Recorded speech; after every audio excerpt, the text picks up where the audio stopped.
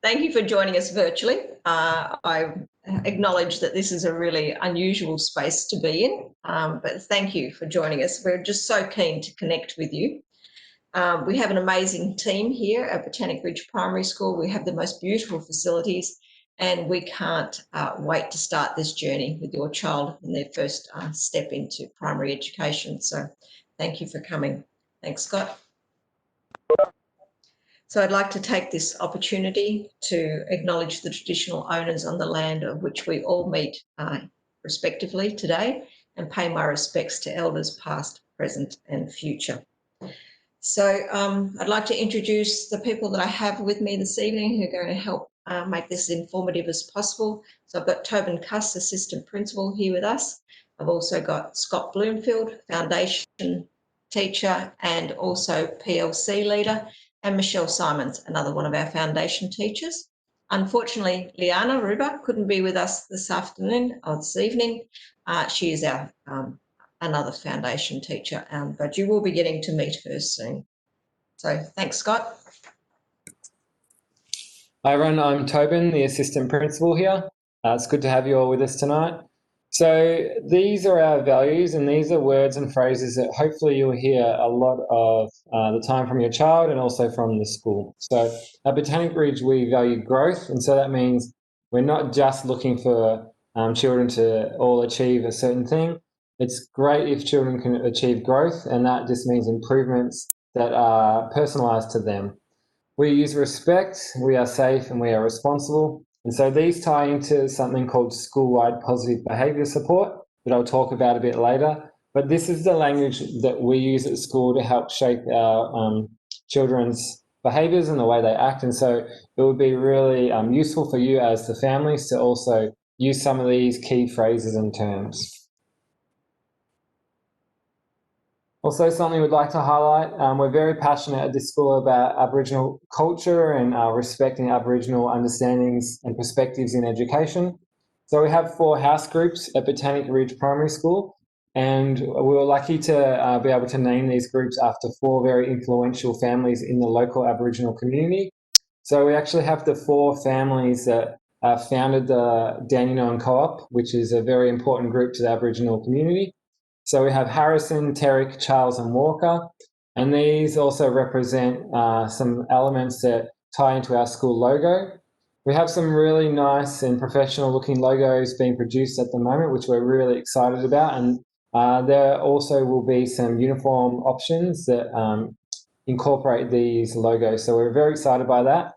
We're a small school at the moment. This year we opened with 93 children. But as we grow, we're really excited to have these house groups be something that children can feel really proud to be a part of. Thanks, Tobin. So, of course, this is one of those things that parents are most interested in is our uniform. So our uniform colours were born from the landscape in the Cranbourne Botanic Gardens, picking up that beautiful rust colour of the soil that you can see when you visit the gardens. Also looking at the blue of the sky and the water.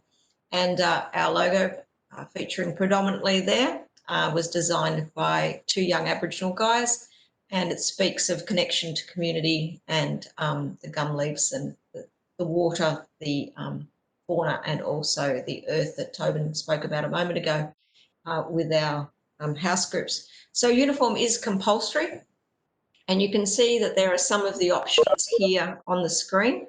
We don't have one set of uniform for term 1 and a different set for term 2, for example.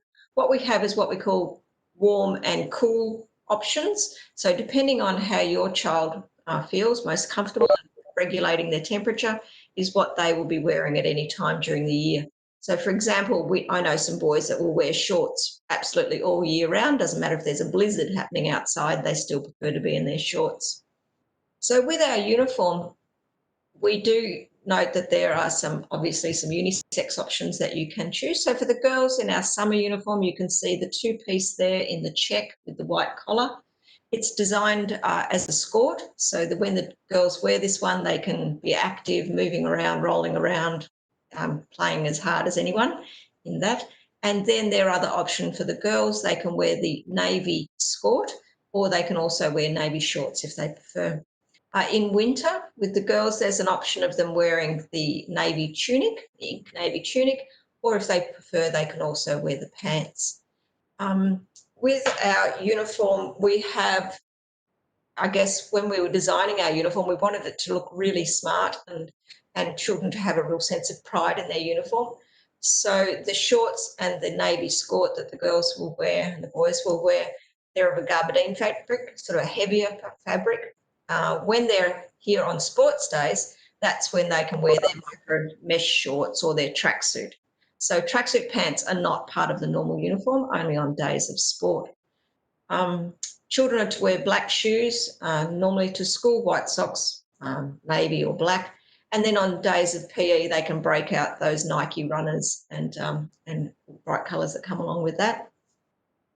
So hats are really important, term 1 and term 4 for sun smart reasons, but your child, if they like to wear a hat, can actually wear their hat all year round. And we've just got some brand new Botanic Ridge beanies that we love, and I saw Tobin was rocking his at the gate this afternoon and receiving some lovely compliments for it. So there are another couple of options there in our hats. You can also see there on screen our book bag, and the school council is going to gift each child who's in foundation next year one of those book bags. So that's something that you don't have to purchase. That's going to be ready, waiting for you. All of our uniform is supplied by Primary Schoolwear, and they have an outlet in just up near Hampton Park. So they have a website, really easy to access. So Primary Schoolwear is where you look. If you do have any questions about uniform or you'd like any clarifications, please just pop something in the chat and we'll get back to you on that one. Thank you. Hi there everyone, my name's Scott Bloomfield and as I was introduced, I'm one of the foundation teachers and the foundation PLC leader as well. So at Botanic Ridge we follow the Victorian curriculum. So we break the curriculum into these 4 main areas. So the first is our fundamentals. These are the most important skills that children need. So they are taught English and mathematics.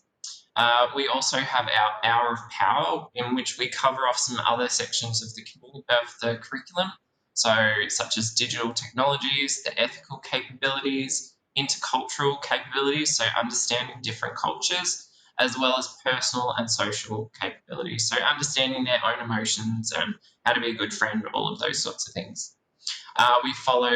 We have our Learning Quest, which we cover off parts of the civics and citizenship curriculum, history, economics, geography, and the critical and creative thinking. The final area is our specialists. So we have children will attend specialists for art, for STEM and for PE each week. We have our music and performing arts. We have a beautiful space for it, and our classroom teachers will be taking music and performing arts for next year. We're really looking forward to, in 2022, offering LOTE. So we'll be looking for the community's input into a LOTE to be chosen, and we look forward to being able to offer it next in 2022. So everyone really wants to know, what is it that your child will learn in foundation? So I thought we'd take a little bit of time just to go through literacy and numeracy.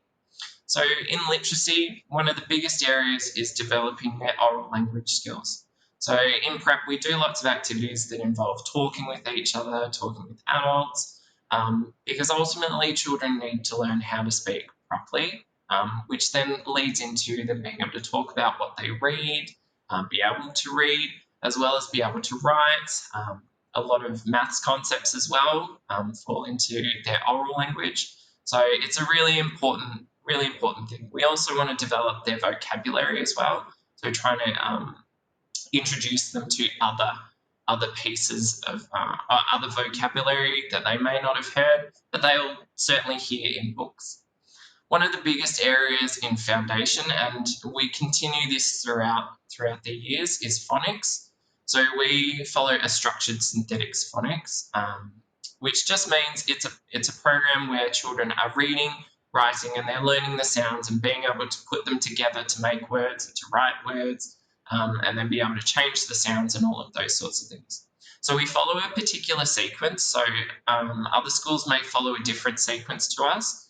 And we teach multiple sounds at a time, and these sounds are then used to be able to read words and to write words as well.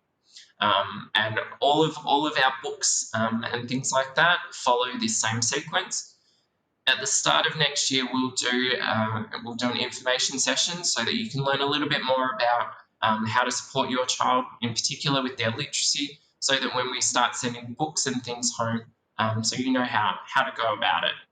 So within phonics, they learn the knowledge of sounds. So you'll find that at the beginning, we don't tend to talk a lot about the letter names. We focus mostly on the sounds for those letters. And then eventually we will introduce letter names. But sounds are the most important for them to read and to write. We talk about spellings because obviously there are multiple spellings for some sounds. So we'll teach them some of those. We teach them blending. So you'll hear them use the word blend. And that just means to be able to put sounds together. So to read a word like cat, to be able to go at cat. So that's basically what blending is. They'll learn how to segment, so doing the opposite, so being able to break a word into its individual sounds in order to write it. And the last one is sound manipulation, so being able to change a sound in a word to make a new word, but also to hear the difference in two words by one sound. So cat to hat, so working out how they will do that. We focus on our high frequency words, so words like the, which are at the very beginning of learning phonics, very hard for them to be able to sound out. So we do have our high frequency words that children just learn through being constantly exposed to those words, and we call them our camera words. We teach them about comprehension, so being able to summarize and retell, to be able to make connections or make predictions about a text. And there's a whole lot of other things that we'll teach them in terms of comprehension, because whilst being able to read the words on the page is fantastic, understanding what is going on in a story is also really important. We teach them handwriting, and on the next slide I'll show you the handwriting that we teach. And finally, sentence writing, being able to write sentences to express an idea. So they might write little stories or just descriptions of things. So for our handwriting, and I apologise, this might be a little bit fuzzy, but at Botanic Ridge, we teach the South Australian font. As a school, we can choose which style of writing we want to teach our children. So we've chosen the South Australian one just because it is much easier for them to learn. And it's a lot, they will find these letters in print text as well. So in particular, the closed B and the closed P are much similar to what they'll find in a print text. So teaching them to write the same way is just easier. Plus there's the easy Z to do rather than the squiggly 3-1 in the Victorian font.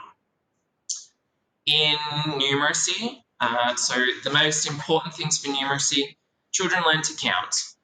Counting is a very important skill. So lots of hands-on exposures to being able to count objects, things like that.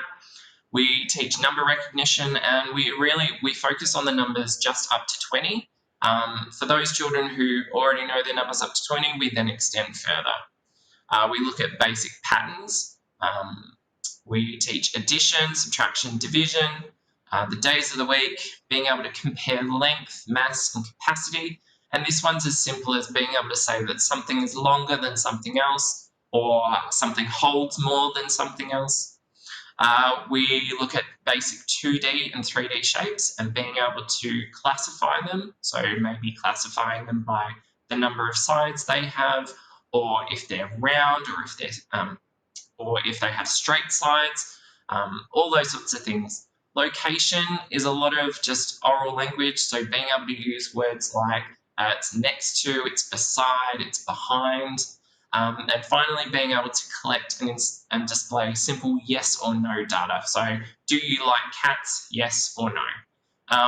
A lot of numeracy and foundation is oral, so there's a lot of language involved, and that's what we're looking for. The other thing to remember is it's very hands-on. So when you do get their book at the end of the year, if the book isn't full, please don't stress and don't think that we haven't been teaching maths. It's because a lot of the teaching that we do with maths is hands-on, so using counters and using other sorts of manipulatives rather than recording things down. It's also something really important to note is sometimes as parents we can have our own perceptions of maths. So if we think back to our experiences in school, some people didn't have a great experience with maths. It's really important as a parent to promote a positive outlook on maths. So please don't share with your child, oh, I was never good at maths or things like that, because often they can come to school and think, oh, maths is hard, or I'm not good at maths as well. So trying to keep positive about maths, because it is actually a really exciting thing to learn. So we want to have a really positive outlook on maths. And I will pass on to Lisa. Thanks, Scott. So another thing I guess parents are really interested in is when they hear about a school that's been built with flexible learning spaces. So Botanic Ridge Primary School has been built with an initial capacity of 500 students. So we have 2 of these learning communities, a green and a yellow, really easy to differentiate between the 2. And then we've also got 2 double portables that are already on site but not used at the moment. So when we look at these spaces, they've been architecturally designed so that you can fit approximately up to 100 children in one end of one of these buildings. Of course, we're not anywhere near that number, so we have plenty of room to spread out. So the rooms, when we talk about flexible learning, it doesn't mean that the children are just in one great big shed of a room. In fact, the spaces have been really explicitly designed for different things that go on during a school day. So there are collaboration spaces, for example, where a teacher might work with a whole class or a couple of classes might work together on something. There are smaller breakout areas where explicit instruction can take place, maybe a small group working on phonics, for example. There's wet areas or messy areas that we can be doing some really creative learning in, reading nooks, an amphitheatre space. All of the digital technology is already integrated into the building. And so that's there ready for the teachers to use. We also have the ability to use these outdoor covered learning spaces. So these are under the roof line, but outdoors on our beautiful decking, so that the learning can move from inside to outside seamlessly. So it's great to be able to do that. So the spaces also have variations of furniture within them. So we have your traditional chairs and tables, for example, but then we also have some bean bags and some low furniture and different styles of furniture, because it's about children learning in a space that they're really comfortable to learn in. So, for example, if they're doing reading, you might have a child who really loves to sit in a bean bag and read, in comparison to you might have someone else who likes to sit at the high table on the high stool, or they might like to sit at a regular table. So again, parents get concerned about the noise level in these sorts of builds. They've been acoustically designed, and of course the teachers are very aware of what activities to do at what time. So, for example, if we had the 3 classes working in the space and they were all working on literacy, they'd all be doing that at the same time so that the noise levels are low. They wouldn't be having one group who's off doing lots of singing and chanting and stomping. So the teachers work closely together to move the children through these spaces to make the most out of the spaces. So when we're looking at class structures, your child will have their own home group teacher, of course, the teacher that they see in the mornings and they work with and that they see during the day and leave in the afternoon. But they may also be moving through the space and spending some time with a different teacher in occasional different sessions. So when we're looking at our class lists, we're looking for friendship groups that have come from particular kinders or childcare centres. We're also looking to you if you have any particular groups or person that you feel that your child would be comfortable with as a friend. We try and take that into consideration as we're forming our class lists, and we do our best about that. We're really excited that we're having some air conditioning installed. That's starting to take place next week. So, that's going to be fantastic for us to have that air conditioning in there as well. There is a video tour available. I know it's difficult at the moment because you can't get on site and actually see the classrooms, but Tobin will speak about this later. He's put together a nice little video tour of the school. Thanks, Scott.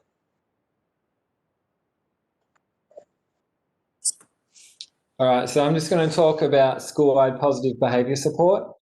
And so this is a Department of Education program and way of thinking that we use here at Botanic Ridge Primary School. It's really about the language we use, and so when we work with the children, we try not to speak in a negative frame. We try to approach every situation as possible with a positive form of communication. So we really talk about behaviours we expect and we want to see in the school, and we focus on those. So if a child was running down the corridor, it would be very simple to want to just say, hey, stop running in the corridor. But what we try to do is we use our behaviours and we say at Botanic Ridge we're safe, so we're going to walk in the corridor. The research shows the more emphasis you place on something, that's what we're probably going to see from the child following that. So rather than really just focusing on the child and the thing they've done wrong, we need to really promote to them what it is we're looking for. And so that's how we communicate with the children. We use a behaviour matrix that all the teachers have in their teaching spaces. And so it outlines our behaviours that link back to what I mentioned at the start. And so there's 3 main categories around being safe, responsible and respectful at school. And then we explicitly teach how you can be safe at school or how you can be respectful at school. It's really important that we don't just expect these out of the children because they're just kids. They don't know how to do all these things. So we have to actually help them grow and learn these types of behaviours.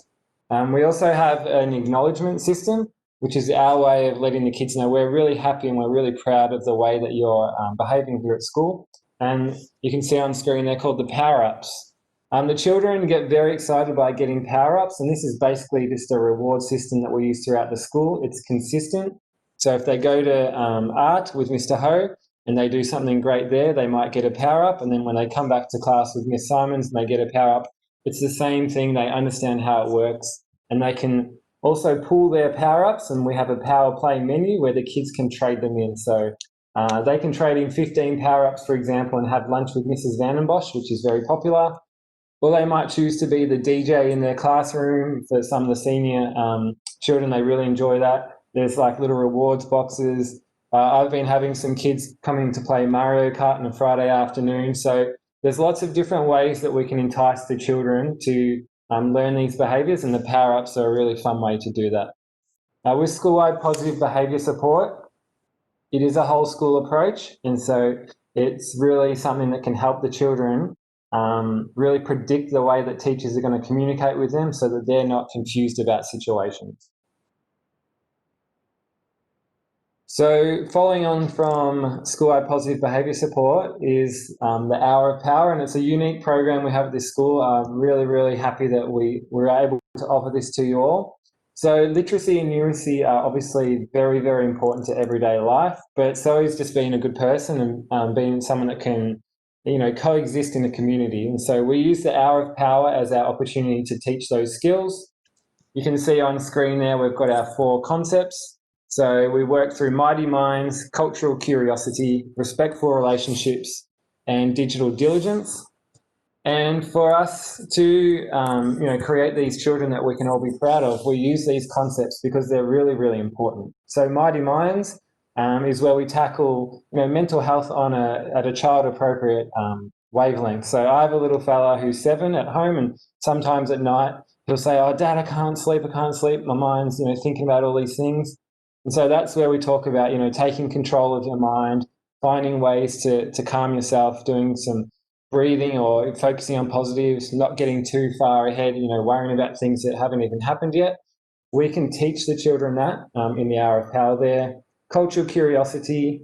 We're very, very passionate at this school about, being really respectful and open to different cultures. And we use this part of the program as well to really focus on Aboriginal culture.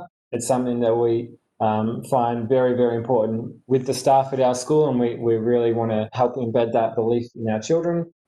Respectful relationships is very, very important for children.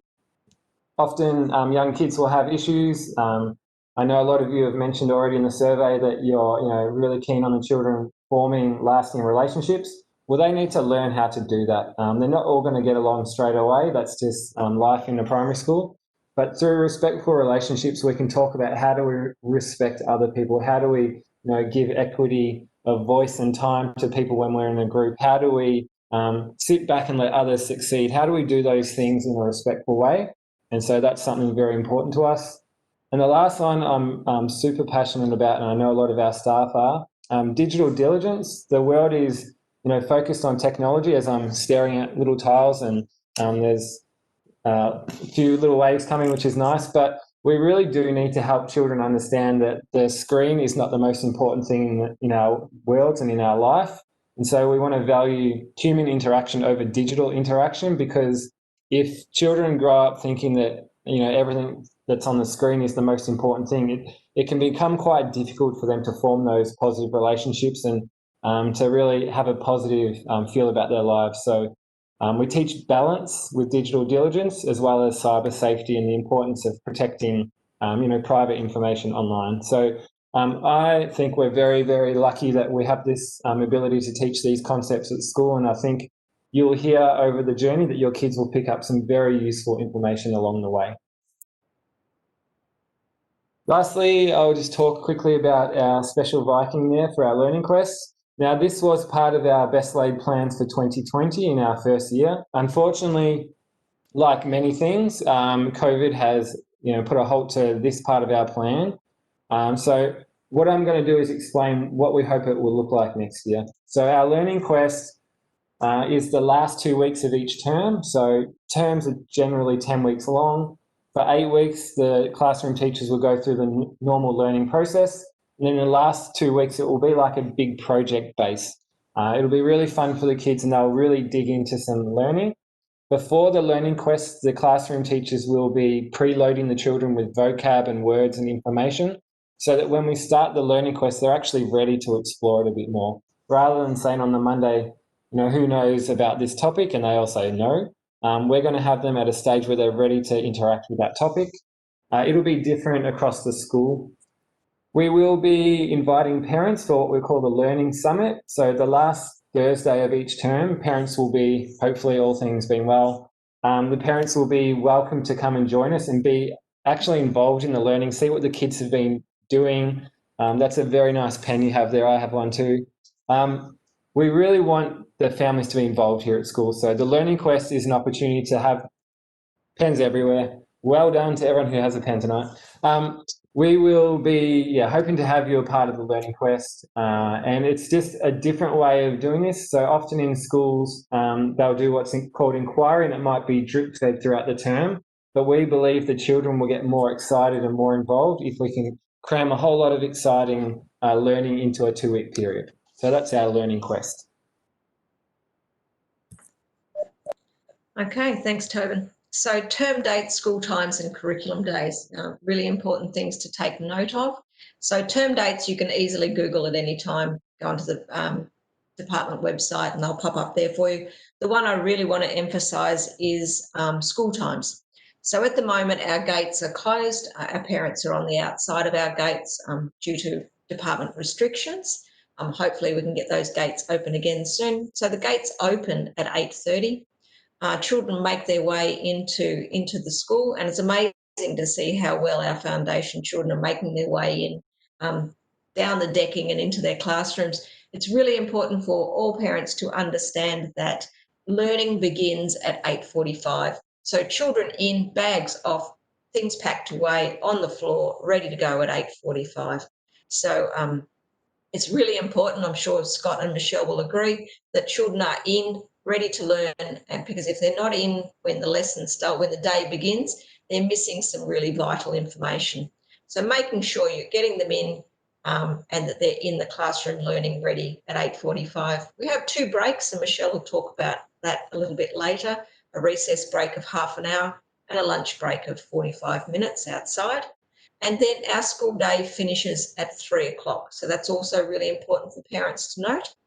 When we were looking at school times, when we were planning in 2019, one of the things, the discussions we had is that after school, children often have other things that they might need to get to. So sport, for example, swimming. And we wanted them to be able to have that break in between so that they had time to disengage from school and then re-engage in whatever that after school activity was. So important to note that school finishes at 3 and that yard is supervised until 3:15. So it's important that they're there on time, ready for that pickup.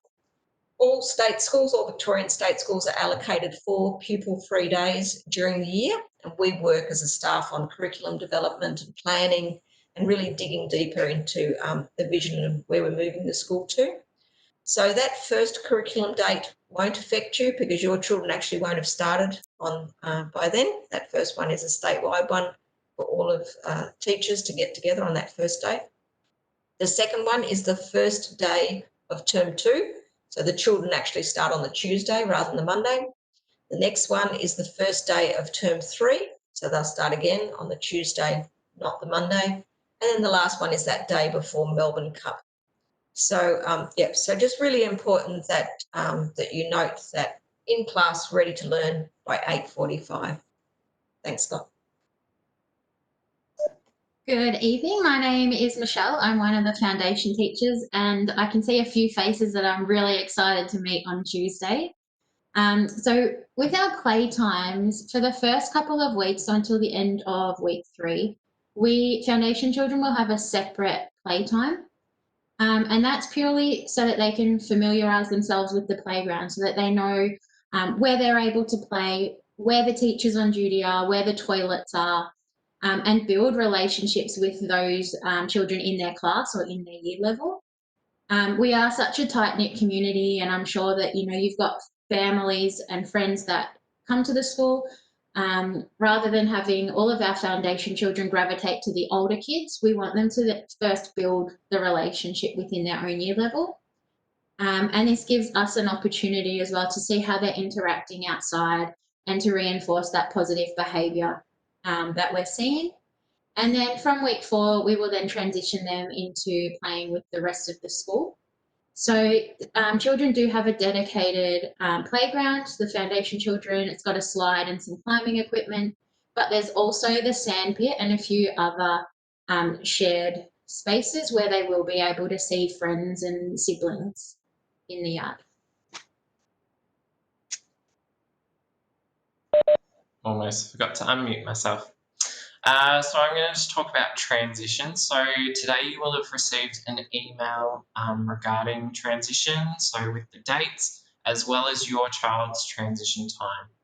I just want to say a very big thank you to everyone for being so patient and understanding with restrictions at the moment. We had one plan, which was obviously to do some virtual sessions, and then as soon as we were told that we could have on-site sessions, we made the switch.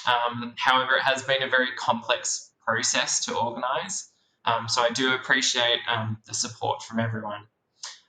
So the reason we do transition is to essentially for your child to familiarise themselves with the classroom, with other children that will be attending next year, but as well as get to know the staff, which is the most important thing, because we want them to come to school and know that, yes, this is the person that I'm going to be seeing every day. So the way our transitions are going to work this time, we have very small groups, which is what we're allowed to have with our guidelines, and they will be a 30-minute session. So all you will need to remember to do is to sign them in at the office. So on the picture, I've just got a green arrow. So you'll be able to come through to the front office where you'll sign them in, and you'll find a badge as well with their name on it. At this stage, the foundation teachers, so Michelle and I will be taking these sessions. So we will come and collect the group, and we will take them off to our transition space. We are very fortunate that we will be getting air conditioning for our learning communities, but of course, with timing, it had to fall on our first transition session. So we will actually take the kids to a different space for their first session. However, the first one is just a meet and greet. We'll have some play that they'll do as well. So the space itself isn't going to matter as much. However, for the next 3 sessions, they will be back into our learning community, and we've got a space within there that we can run our transition sessions so that they do start to get familiar with the space. It's at the end of the session, so on the picture there's a little red arrow. outside our green learning community where they will do their sessions, there's a gate that will put signs up and things like that. So this is where you'll come and collect your child at the end of the session. So all you'll have to do is just line up along the fence. It is going to be a quick turnaround because we have to do some cleaning of some close of contact areas before the next group comes along. So we may not have a lot of time to discuss how they went during their session, but if there are any issues or anything like that, we can definitely get in contact with you and let you know how they went. But the only things that you will need to bring is their drink bottle. They don't need to wear their school uniform, so please don't stress if you haven't organised their school uniform yet. But they just need a drink bottle, and hopefully at the end of at the last transition session on Tuesday, December the 1st, we're hoping that we can give you a transition pack, which will have some things that you can do at home, so things like practicing writing their name and a few other things in there just to help you out, to tie them over until they start school. Botanic Ridge Kinder children are very fortunate. We've arranged our times with them so that their kinder teachers can come with them for those sessions. So there are 2 during their kinder sessions. So with those children, it's just normal kinder drop-off times. But there are some that are with outside of the session. I know it can be a bit frustrating with some of the times. However, with having small groups and working pretty much back to back for the entire day, it is a little bit impossible to be able to make any changes. So really appreciate people being flexible with the times. So the beginning of foundation. So as the staff commence in week 1, so do the year 1 to 6 children. However, foundation children won't be starting in the first week. This is because we have our mandated English online assessment that we complete with each child. So you'll receive a letter towards the end of this year outlining who their child's teacher is, but also a time for their testing session. During the session, it's we do some reading with them. We go through the alphabet and sounds and do some comprehension stuff. We also have a maths component in there as well, just to find out how they go with their counting.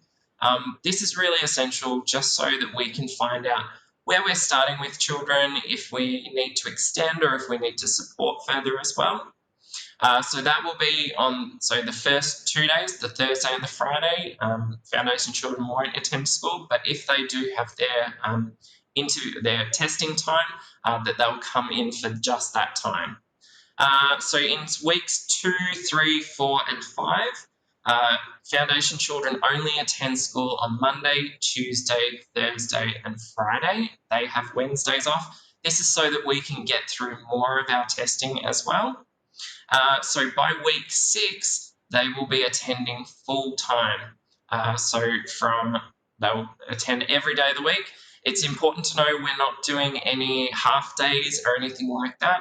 So the first day they start on Monday, the 1st of February, they will be attending school from 8:45 until 3 p.m. I've just seen a question about wearing their uniform for testing. No, they do not need to wear their uniform for testing. It's their day off, so they can wear whatever they like. Yeah. I'll hand over to Lisa. Thanks, Scott. So school payments. So the school council each year decides what they will set the school fees for the following year. And for next year, the school council has endorsed a payment of amount of $250 per child. So that amount, that school fee amount, will cover all of your child's individual student stationery. So all of their books, pencils, texters, everything that they need. It'll also cover the online education programs we use. So, for example, we use Wooshka, we use Nessie, and also Mathletics and Seesaw. So these things are covered in your fees. And also it covers the materials used in our other areas. So there might be some paint or some coloured paper, things like that, that the teachers will use in the classroom. So your $250 per child covers those things. There's also the opportunity for you to contribute to a voluntary donation that we have going at the moment called Cool the School. So luckily we've been able to secure some air conditioning, but there will be other spaces within the school that we're trying to build up funds to also air conditioning. The music room is a good example. And we would also like to put up some more shade sails in our playground. So at the moment we just have shade sails over the sandpit area, and the voluntary contributions for the Cool the School project will go in towards building up some funds to enable us to do that. So if you've enrolled, you should have already received your payment letter from Amanda or Faye in the office, and just a reminder from them to, if you can, please pay by Friday the 13th of November. If you can't, don't stress, it's okay. We can do it at the beginning of next year. So within the first 2 weeks, we'll send home a reminder that you need to pay your fees. Again, if you need that fee to be placed over a number of weeks or even a couple of months, if you're experiencing difficulty, please just come and see us. We can certainly make things happen in that way. You also don't need to pick up any of the stationery items that are supplied for the children. They'll go straight to the classrooms, and the class teachers will be able to organise those. So you don't need to collect them, and you don't need to label them. That's all looked after. Thank you. All right, so I just want to talk about preparing your child for school. We understand that this year has been a difficult year with COVID and a lot of home learning and things like that. So here are just a few things that you can do to start preparing your child for next year.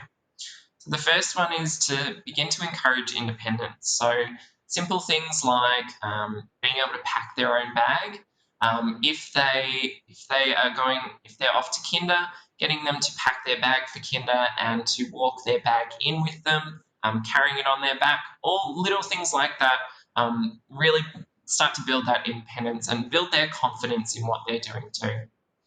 We want to model praise and confidence. So it's really important to know that we want school to be an exciting place. We want school to be a positive place for children. So it's really important that we do try and use lots of positive language about school. If children are starting to worry about school, it's important just to listen to them first, but then also try and reassure them that, yes, you'll make lots of friends, and yes, your teacher will know your name.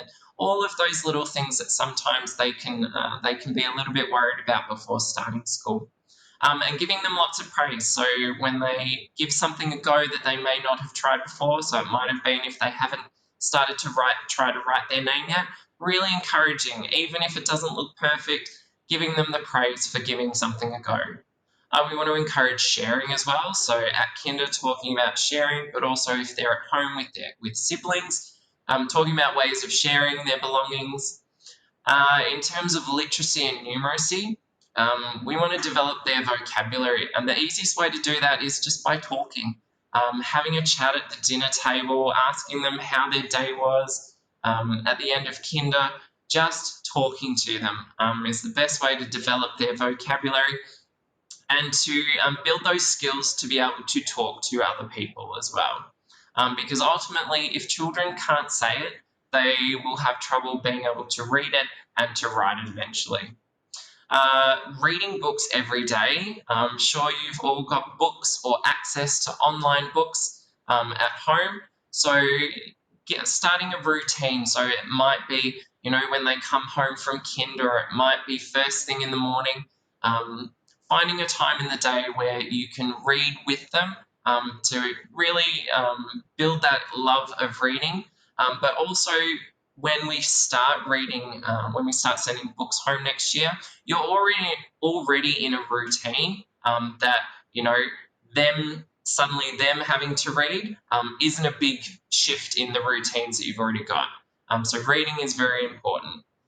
Practicing recognizing their names. So it's really important making sure that we label all of their things. So have a label on their bag, labeling jumpers and things like that. In the classroom, they will have their tub. They'll have a whole lot of other things, books, that will have their name. So being able to recognise their name and what it looks like. Often they will just notice the first letter and think that, yep, that's my name. But we want to encourage them to be able to recognise the other letters in there so that they'll be able to find if it's theirs. Because often we do have names that are very similar, so they pick up the wrong book. So try and get them to recognise their own name. Practicing writing their name. Often children, when they start to learn to write their name, they just learn to write in all capital letters. We want to discourage this. We want to encourage using just a capital letter at the beginning and then the lowercase letters. As I said before, you will receive a pack that will have a sheet in it that has their name that they can practice on. So something to help them with that. Practice counting. Count their toys, count the letterboxes on your walk, counting all sorts of things. Just getting them into that routine of counting is really good. To build their gross and their fine motor skills, being able to put their jumper on and take their jumper off is really important. I'm sure you can imagine if we have a class of 20 students, one teacher having to take everyone's jumper off or put everyone's jumper on can be quite time consuming. So it's another way to encourage some independence as well, that they can put their jumper on and to take it off as well. And also remind them to put their jumper in their bag or, put it in a space that's appropriate. Opening their lunchbox, it's really important if you are going out and buying a new lunchbox for next year, that your child can open their lunchbox independently and to close it as well. Some of the lunchboxes are quite intricate, so you want to be able to be sure that your child can open and close their lunchbox. Going and playing on the play equipment, doing some colouring, helping to hang up washing is great because using these 3 fingers develops their fine motor skills, which helps them to then hold a pencil and to be able to write. So getting them to help you with that, doing threading and all sorts of things can help build those muscles in their hand. I'll pass to Michelle. Thank you. Okay, so what are you going to pack in their school bag? So in the first couple of weeks, your child is going to be very tired, pretty hungry. So we allow for 3 different snack times. We have our fruit break in the morning, we have our snack, and then we eat lunch. So we have for snack break, in the beginning of the year, we will start with about 20 minutes to eat, and then we go outside for the full 30 minutes. Then for lunchtime, we allow approximately half an hour for the kids to eat lunch, and then they still get the 45-minute of playtime outside. So in their school bag, obviously lunchbox, water bottle with water only and clearly labelled, because they do get left all over the place. Hats. So as mentioned earlier, we must wear hats in term 1. And then when we get our book bags, we will make sure that each day they bring their book bag to school and then we send it home. It's important to have a change of clothes in your child's bag as well. So underwear, shorts, skirts and socks, because as we all know, accidents do happen. You will always be notified from the office if your child has an accident, and we will, if they've wet themselves, they'll change their clothes and we'll send home the wet clothes in a bag. If they have soiled themselves, then you will be contacted to pick them up so that they can go home, have a shower, clean up, keep a little bit of dignity as well. So we definitely, as mentioned before, we encourage them to build independence and to help pack their own bag, carry their bag into the school grounds. Opening and closing of lunch boxes is a really tricky one, so make sure you've got a lunch box that they can independently open and close. And next slide, thank you. So yeah, we definitely try to promote healthy eating and nude food, so as little wrapping and rubbish as possible. We eat inside and we don't take any food outside into the yard. If you've got rubbish, we generally keep it in the lunchbox to be sent home. Make sure you've got water at the moment, and we don't know what's happening for next year with restrictions, but at the moment we are unable to share bubble taps. So a water bottle is important. We can refill it, but they can't drink straight from the tap. As mentioned before, 20 minutes for their snack, half an hour for lunch, and that's on top of the playtime. So they don't lose any playtime through eating. Each Thursday, we do lunch orders with some healthy food options through Flexi Schools. So you get some more information about that and how to log on and place your order. I saw a question before about allergies. We're very allergy aware, but we don't have a list of foods that you can't pack in the lunchbox. If there is a child in your class, or probably in our case in your year level, where we're sharing spaces and moving between, you will be notified so that you're aware, okay, this child's allergic to peanuts, we won't pack that in our lunchbox. Thanks. So extracurricular activities. Again, this year has been slightly different, but these are the things that we're hoping to be able to participate in for next year, pending restrictions. Incursions and excursions are always linked to the curriculum, so they're part of the learning that we do in classes. So incursions might include workshops, performances. We love to get the police and the firefighters out to visit, and we also have a responsible pet ownership program.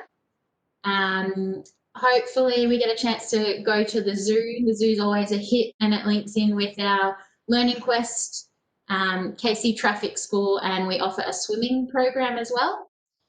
Sporting days are really fun, so we like to include our house groups that Tobin spoke about earlier in those. It's a whole school day.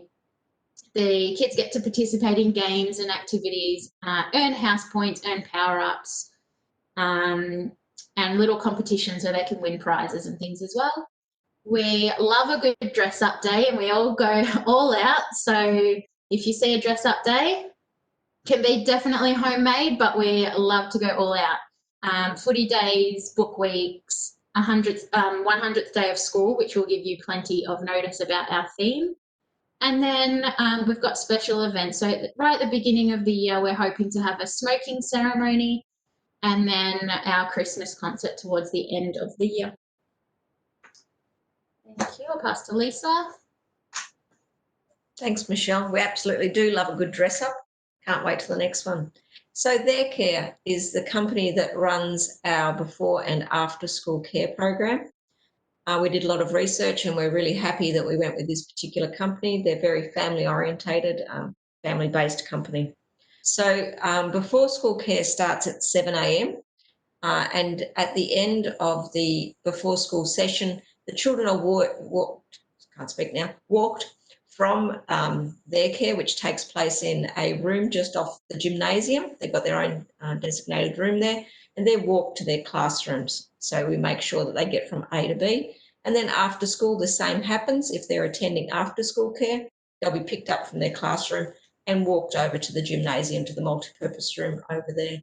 So after school care goes up to 6 o'clock. At the moment, we don't offer holiday programs. The number of children attending at the moment is still quite small due to the small size of the school, enrolment at the school.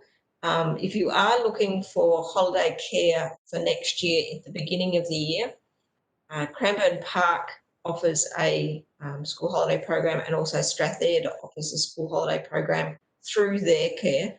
But at the moment, due to COVID restrictions, they are not taking students from outside of their own schools. That may change.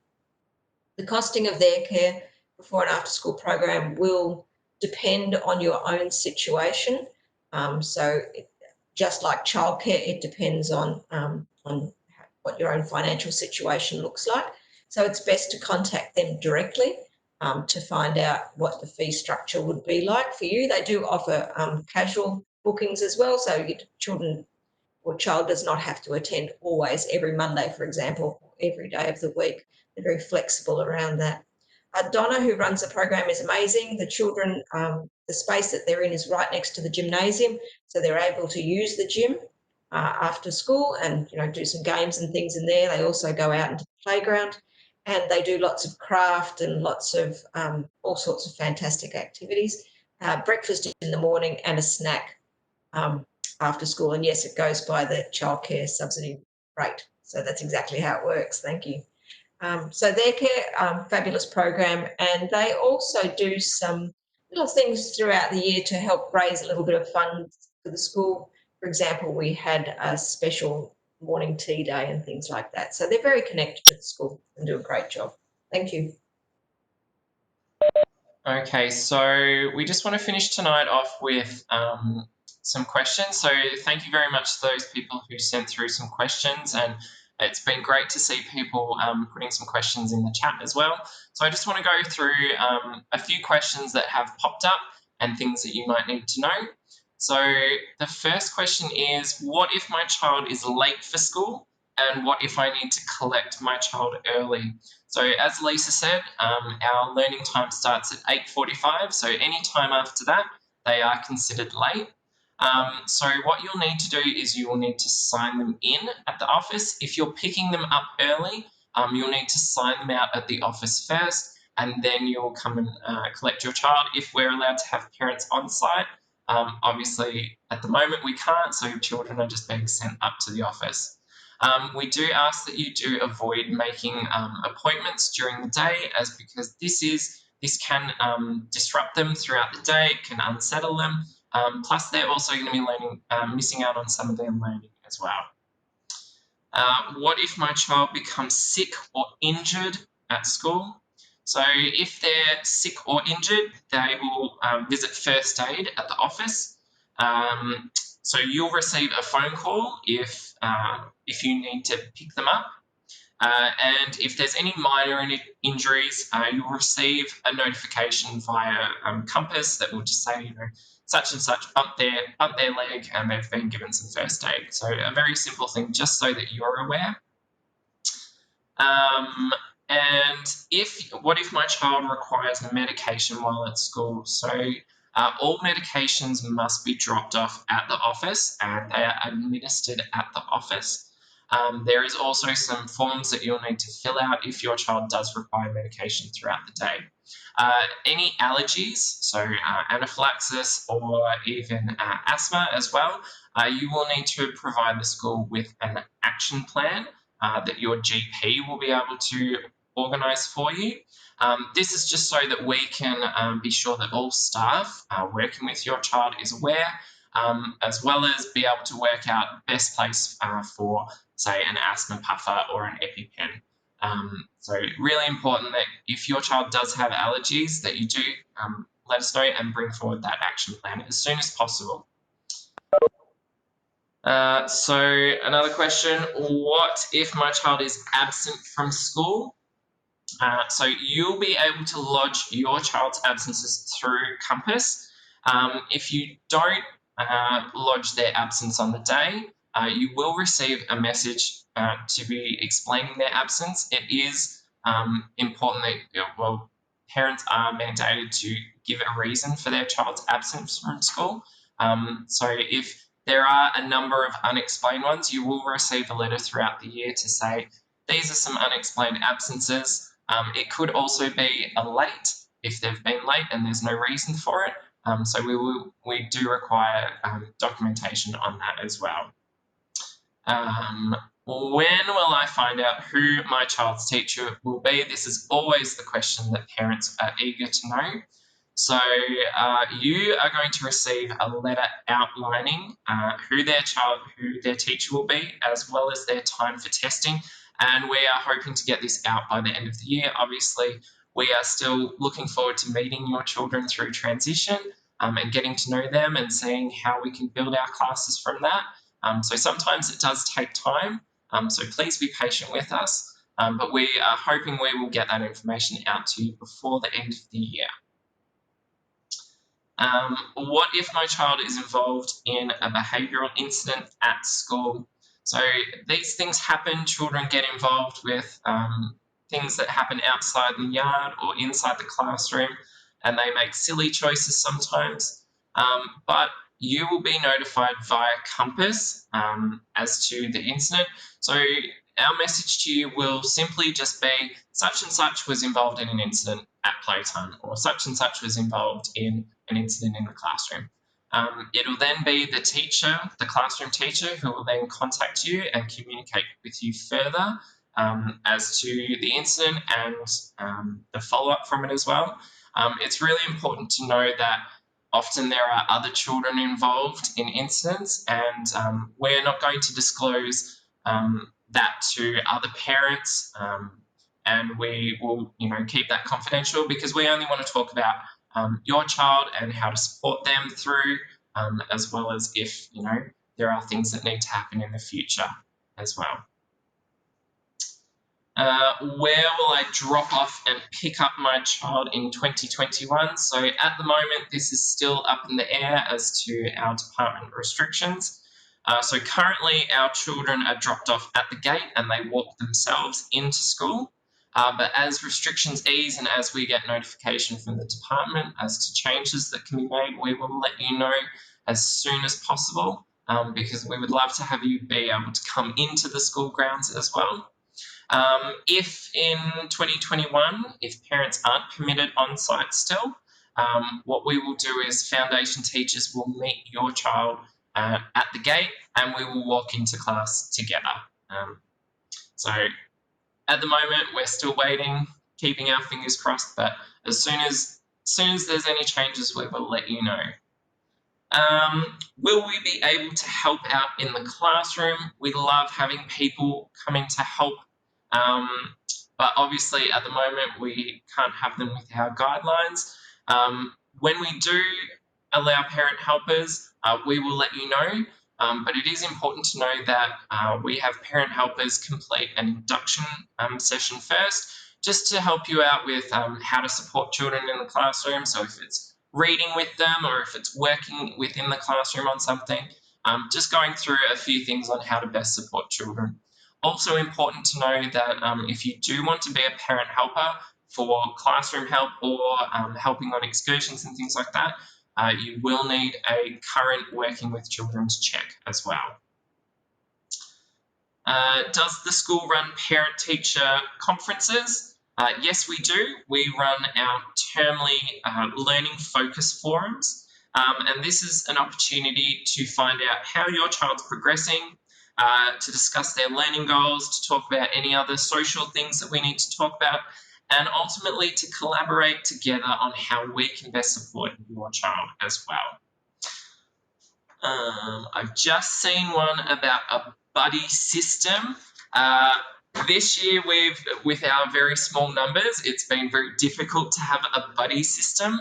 We've certainly worked with the older grades. Hopefully next year we can work out some sort of buddy system arrangement that we can have, but obviously we are still quite a small school, so I can't guarantee that your child will have one buddy. They may share it with another child, or depending on how we do it, it may be with a particular class. We will see how next year goes. Are children required to have a laptop in class? No, we have sets of iPads in the junior areas. So there are iPads that children will use in class. In the older years, we do have Chromebooks, but there is no reason to supply them with anything, no iPads or laptops. And I will pass it on to Tobin. Right, we're nearly there, guys. This is a really important slide, because a key part of school is staying connected, and that's really important that we get the information out to families as often as possible. We like to be as transparent as we can be. Once we have information, we'll share it. These are the main avenues for you to access that information. So we have our Facebook page, which is our way to communicate nice and quickly with you. That's mainly about upcoming events, things that are happening in the life of the school. We do have like pictures and videos that go on there, but that's really good just if you want to feel like you've got an understanding of what's happening in the school. That page is also managed purely by Lisa and myself, so that gives you direct access if you ever have a question or want to speak to us as the principal team of the school. You can always reach us. So there's never a time where you won't be able to say that you can reach out to Lisa or I to speak with you. We always encourage to speak with the classroom teachers and the home group teachers first, They have a really good understanding of how to best support your child. But sometimes you might just have a quick question or something you want to check. That's where you can use the message us button on Facebook, and Lisa or I will reply to you. And that's just something important for us, because we don't want a community that feels like they can't reach out to the leaders. We want to be very visible for you. Compass, which is the third logo across, is our school app, which you've probably heard us mention a few times, and I know most of you have signed up for. That is where we share most of the more formal information, so permission forms or documentation that we need you to be aware of. Facebook is kind of like the more general stuff, and then Compass is very specific. You'll get your school reports on Compass, so we operate in a pretty paperless fashion, so you won't get a printed copy of your report like you would have when you were at school. You'll get, the access to it through the app. You'll get those notifications if your child's gone to first aid, notifications around the power-ups when your child's doing awesome. So there's a lot of information that comes through Compass. And what we probably find is the parents that aren't accessing Compass or aren't looking on Facebook, they can sometimes be wondering what's going on or feeling a little bit left out. So the best way to support your child is just trying to stay as up to date as possible by using those programs. The Instagram basically mirrors the Facebook page, but some people prefer that. And then we do put content on YouTube, but we will then feed that through our Facebook page as well. There are permission forms around photo consent as well. So if you want your child to be involved in those sorts of things, you have the opportunity. And for those that don't want them to be involved, that's also fine. Just be aware, if a child doesn't have photo consent, we might then at times ask them to, go do a job or go help someone else, because we might be taking a group photo and we don't want to say to them, oh, you can't have a photo. So we'll work around that if that's what you prefer. We never name the children on social media either, so it's always just general photos and pictures, but we never name who's going with that. So yeah, very important. Thank you to those who have got onto Compass. We've got currently about 65 out of the 70 or 71 families, so most of you are on board, which is really good. I'm now going to pass back to Lisa, who will wrap us up. Thanks, Tobin. It looks like I can't type properly, so apologies for my little mistake there. So once again, thank you so much for joining us this evening.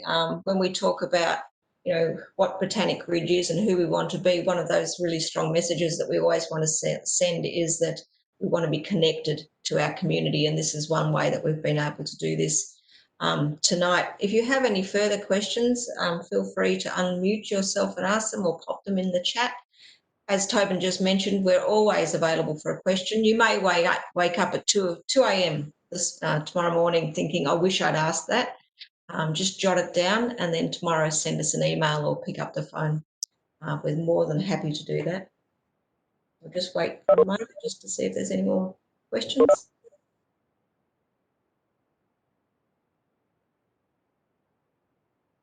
Just while I'm filling the awkward silence. Just want to say a huge thank you to Tobin Cuss, Assistant Principal, and Scott Bloomfield, Foundation Teacher, and also Michelle Simons, Foundation Teacher, for being here during this session. They have an absolute wealth of knowledge between them, and they can't wait to see you. We're really looking forward to it. And as we move closer and closer to having the children on site, the excitement grows for us. So once again, if you have any questions, just send them through and we'll be more than happy, and we'll let you all get back to your normal lives, and thank you. Oh, actually, just one more there. Yes, so if at all, I'm not sure, I don't think it will happen, but if there is the slightest chance that we are able to run tours, the communication will go out to you through Compass. I very much doubt that it will happen, but if we can make it happen, we certainly will.